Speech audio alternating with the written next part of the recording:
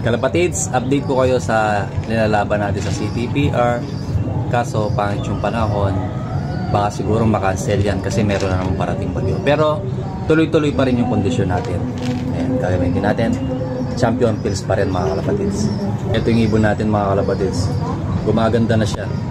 Gumaganda kasi di nagro-ronda. Ayan, yung trademark nila talaga bangkain talaga. Mga Tokyo line natin. Bali, papainin natin ang champion pills.